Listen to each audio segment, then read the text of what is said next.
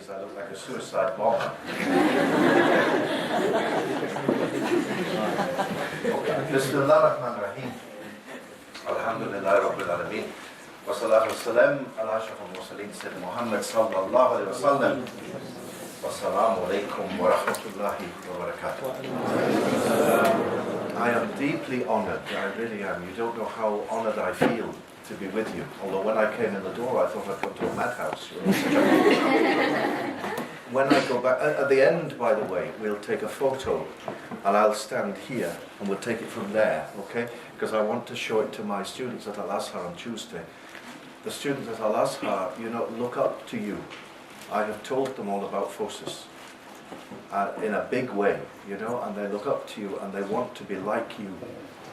There is nothing like this in the Middle East. There is nothing like this in the Muslim world. And these youngsters, men and women, wanting to tell the world about Islam, you are their role models. You really are. The things that you're doing for Islam have not been possible to be done in the Middle East these 30, 40 years. Things are changing now, alhamdulillah.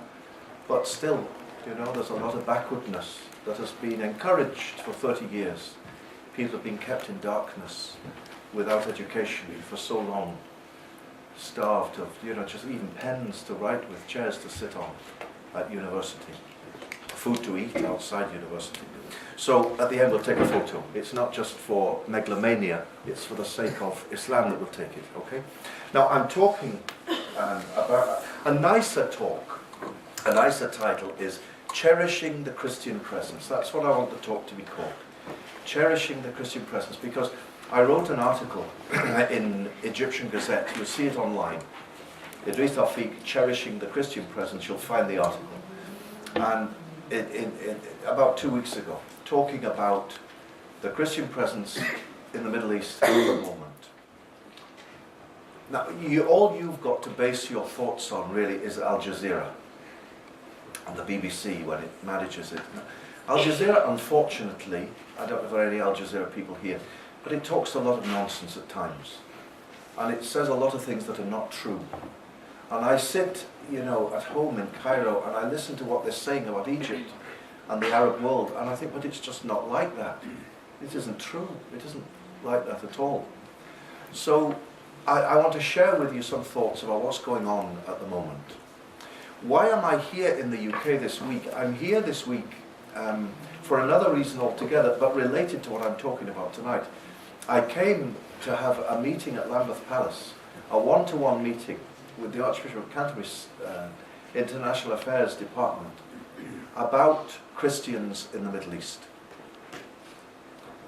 Because the Christian churches in the Middle East think that their future is very bleak.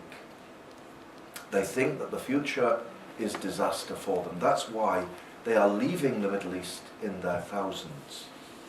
They're leaving Iraq, they're leaving Egypt, they're leaving Syria in their thousands because they're afraid that the new Middle East will not have a place for them. Now why is that? We have to go back. We have to go back a bit, and this is very important. This talk is different to my normal talks. It's more a fact talk. We have to go back, and you see, for we'll say the last 20 years, Al-Azhar is the authoritative voice of Sunni Islam in the world, and it has been for 1,000 years. It has spoken in the name of Islam. When the Grand Imam of Al-Azhar has spoken, the Muslim world has listened. For 20 years, Al-Azhar has been hand in glove with a regime that has been, we'll say, less than good. And so Al-Azhar, it's not only been starved of funds, and the money allocated to the Ministry of Awqaf that's been donated by pious Muslims over the centuries for Al-Azhar has been stolen by thieves in the government. And Al-Azhar has been starved of funds. But worse than that, we can cope with no funds, but worse than that is that for some time, 10, 20 years, Al-Azhar has only spoken out on issues that didn't affect the ruling family.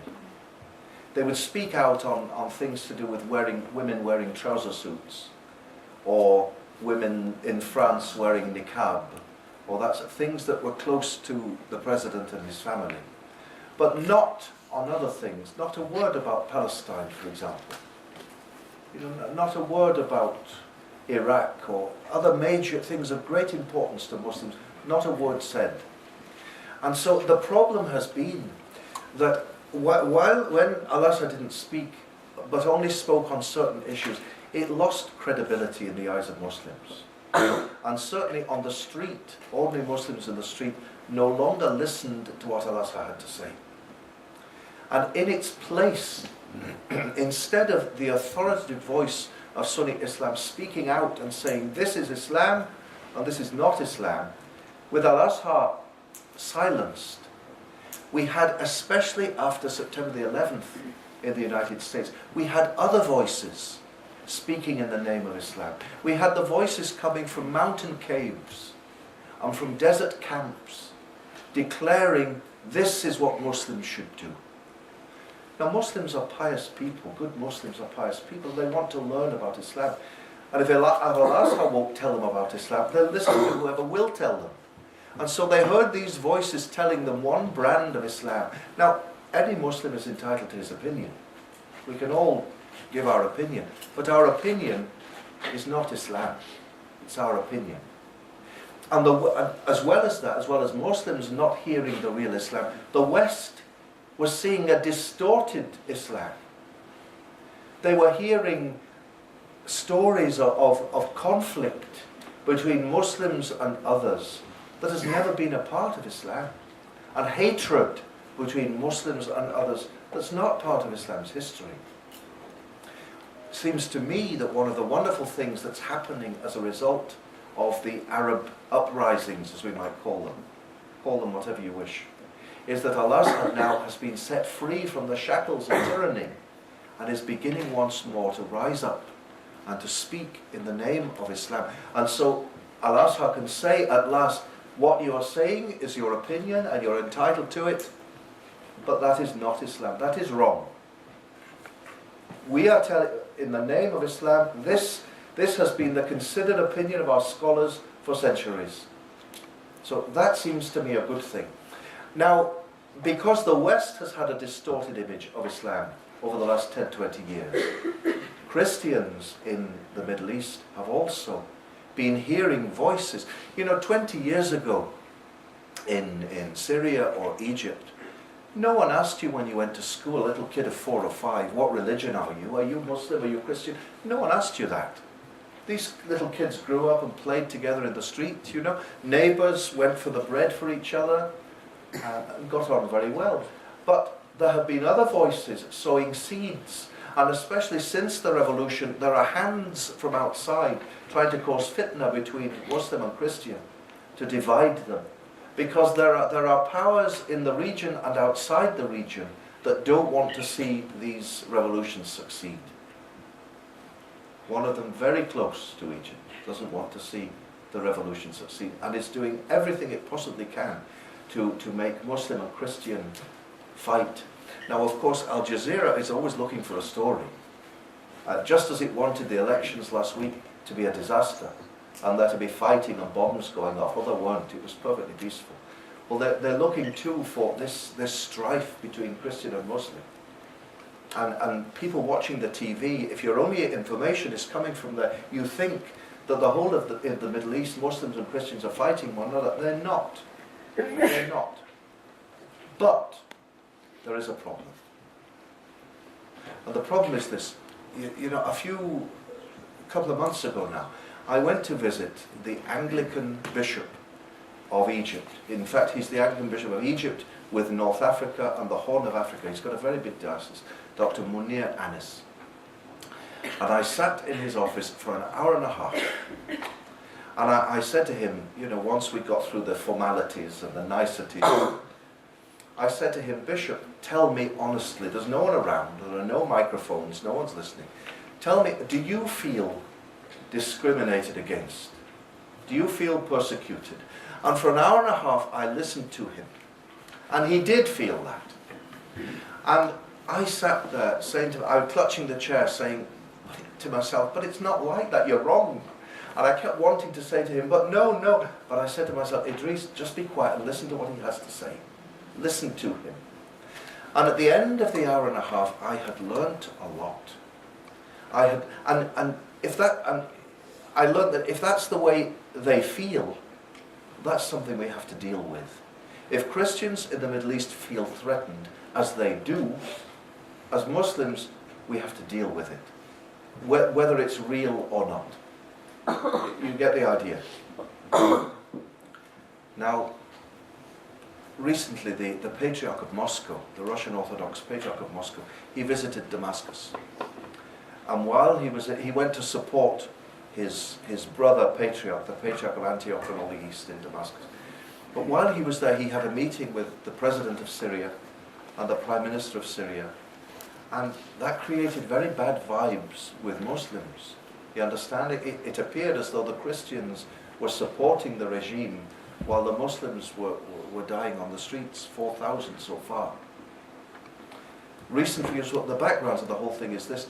Recently, the Greek Orthodox Church met in Istanbul, and the four ancient patriarchs of the Greek Orthodox Church, Antioch, Alexandria, Jerusalem, and Constantinople, Istanbul, and the Church of Cyprus, they met to talk about Christianity in the Middle East and what is our future here. And at the end of it, they issued a communique which distressed me greatly, because it basically said, we have no future here. The people here don't want us. The Muslims here don't want us. And as Islam, as fanatical, extreme Islam grows in the Middle East, there will be no place for us in the countries that we've called home. So the Greek Orthodox Church has met. The Anglican Church has met. And it reached the same conclusions. The Roman Catholic bishops in the Middle East met and came to the same conclusion. That in these Arab uprisings, there's no place for us. And as I say, they're beginning to leave in their thousands. Now, what I'm trying to do, I'm trying to describe to you a very complex situation just in sound bites. So forgive me if I'm making it sound too simple. But the situation is very, very difficult now. It's very tense. Because the West and Western media outlets, and also some pernicious groups in the West, are fueling trouble and telling people in the Middle East, Christian groups, how oppressed they are and how persecuted they are and how they're being denied their rights and so on. And it's creating an atmosphere of great trouble. Now, where do Muslims stand in all this? I wrote an article, as I say, in Egyptian Gazette. A couple of months ago, called Cherishing the Christian Presence. And the point of my article was, and the point of why I want to talk to you these few words tonight is, that Muslims are the guardians of the Christian presence in the Middle East. We are the guardians of our Christian friends. If we don't look after them, who will look after them? It is our duty to look after these people. We disagree with what they believe, okay, that's fine. We believe that what they believe is wrong, okay. But as Muslims, we believe that they have a right to believe it. And it is our duty as Muslims to care for them. Now, what do I base that on? Well, I'll just give you some examples. In the monastery of St. Catherine, at the foot of Mount Sinai, there's been a Greek Orthodox community of monks there since the 6th century, since 528. The monastery was built by the Emperor Justinian. And within the monastery there's a mosque, because in the centuries after the 6th century, invading tribes would come and attack the monastery and the surrounding Bedouin tribesmen, and the Bedouin would run into the monastery when they were being attacked. And so when they're in the monastery, they could pray in the monastery. So the monastery and the church sit next to one another. St. Catherine's Monastery has one of the finest archives in the world, second only to the Vatican. It has excellent books and manuscripts and all sorts of things, but it has a very beautiful document. On the wall there you can see the copy of a document, the original is kept locked away, the copy of a document narrated by Prophet Muhammad to the monks of St. Catherine. Let me read you what the document says. This is a message from Muhammad ibn Abdullah. As a covenant to those who adopt Christianity near and far, we are with them. This is from Prophet Muhammad. This was written in 628. Verily I, the servants, the helpers, and my followers defend them, because Christians are my citizens, and by Allah I hold out against anything that displeases them.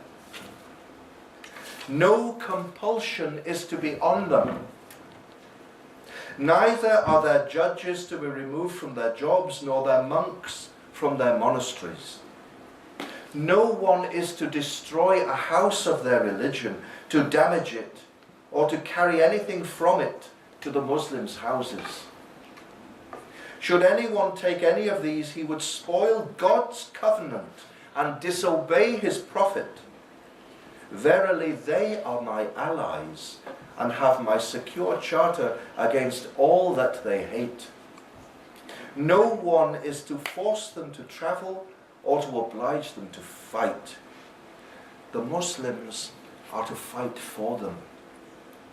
If a female Christian is married to a Muslim, it is not to take place without her approval. She is not to be prevented from visiting her church to pray. Their churches are to be respected.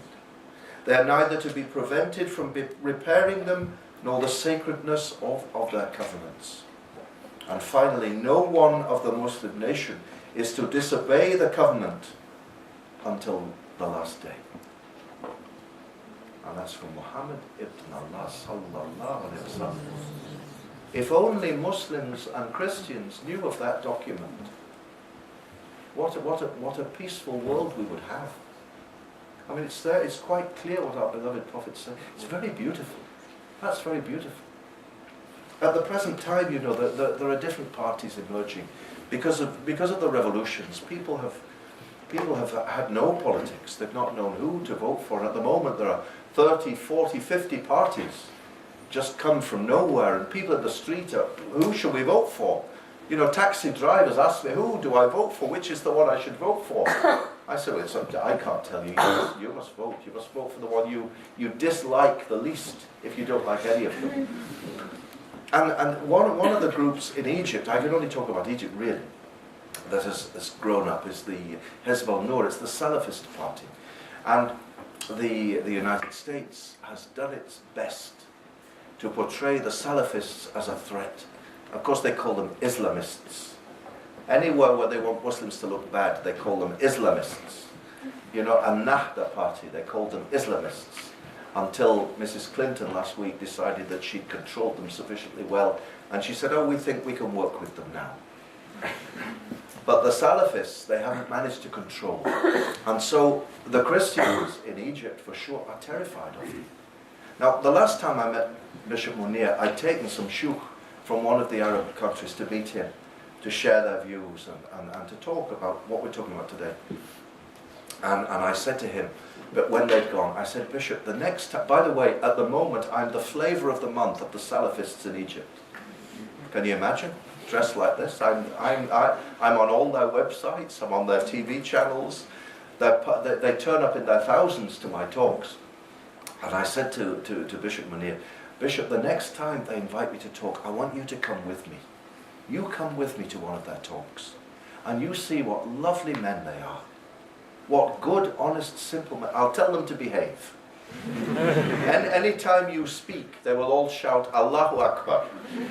You needn't be frightened. They're not going to attack you or cut your throat or kidnap you. I want you to come and listen to them, because they're terrified of them. But the problem is that the Christians throughout the Middle East are now fixated in their minds that this extreme Islam that the West is telling them about is going to threaten them. I personally can't imagine a Middle East without a Christian presence. I lived in Damascus for 2 years. The place I taught, Mahad al-Fatah al-Islami, was here. Just across the road was the chapel of Ananias where St. Paul was baptized. And over here was the chapel where he was lowered over the walls of Damascus and escaped for his life from the Jews.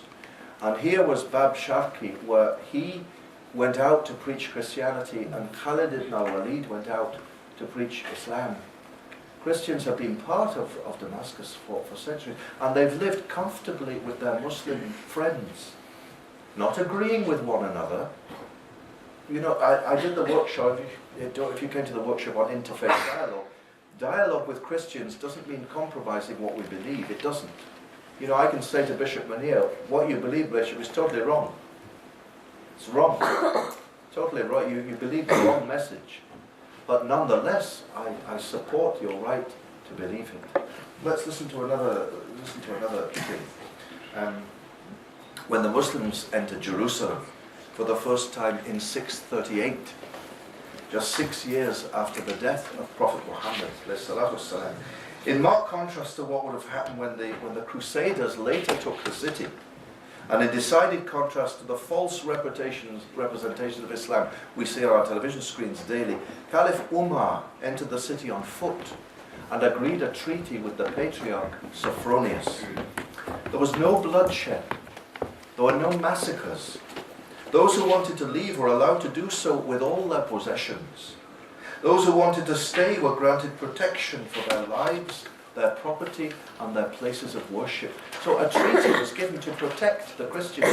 If people don't like what they're hearing, this is our history. This is Islam. This is what our beloved Prophet ﷺ has told us we must do. If you don't like it, tough. This is what Muslims do. We protect the downtrodden.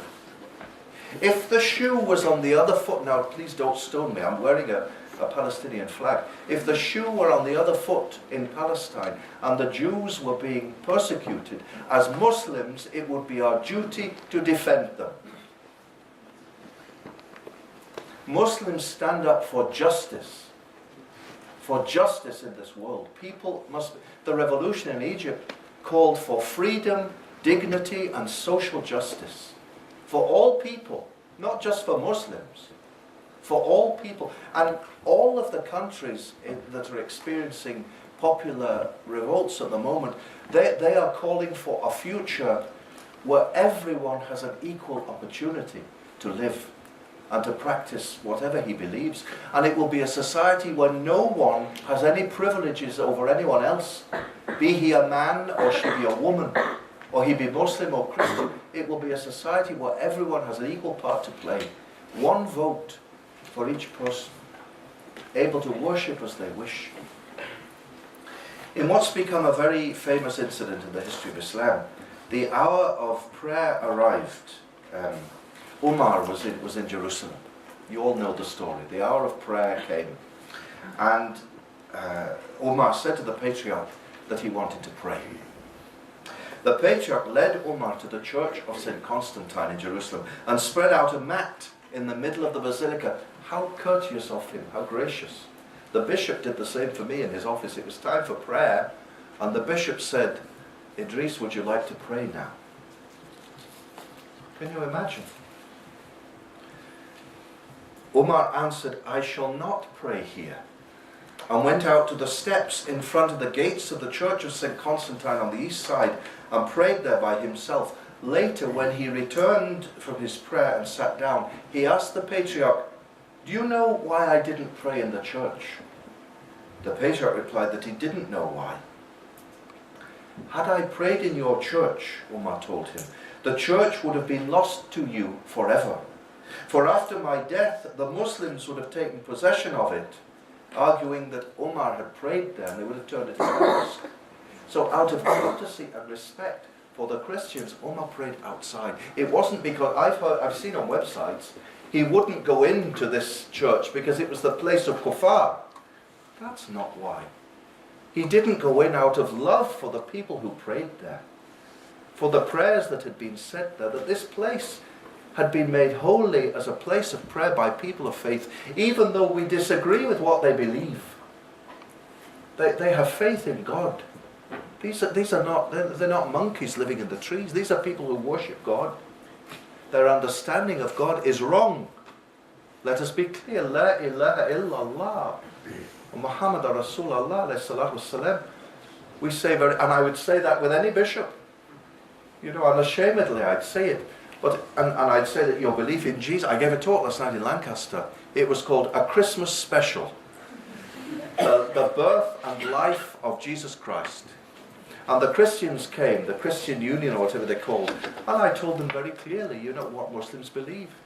And that what you believe in Jesus is not God. He did not die on the cross. He did not rise on the third day. That's what we as Muslims believe to be true. And we believe that what you believe is wrong. In fact, I'll give you an example.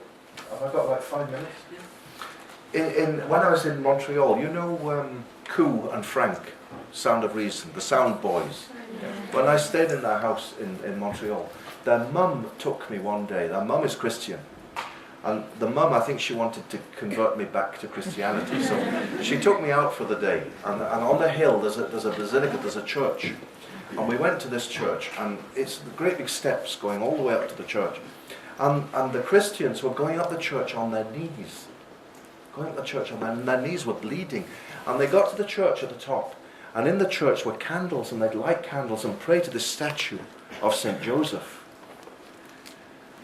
Now, you know, some people, very harsh, would have said, these are kuffar, and they're doing that. I thought to myself, how very sad. How very, that these good people believe something that isn't true. That they're wasting their lives, you know, out of goodness. It's not out of badness they're doing it. It's out of goodness. They're wasting their lives in a message that isn't true. But nonetheless, you know, we recognize that they're good people. So the Christians in the Middle East, all I want to try and say to you today is be very gentle in dealing with. As Muslims, we are the guardians of faith. In Europe, we are the guardians of faith in Europe now.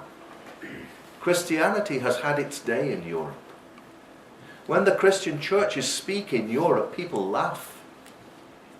When the Archbishop of Canterbury talks, the Daily Mirror pokes fun at him. Well, as people of faith, that's sad.